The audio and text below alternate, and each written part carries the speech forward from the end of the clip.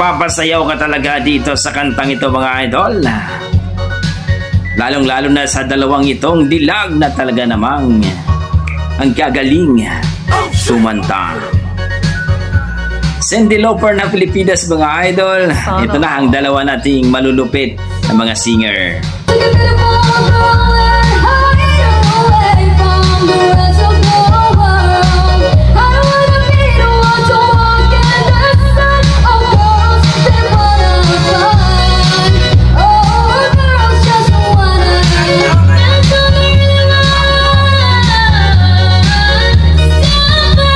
Taas ng boses nito.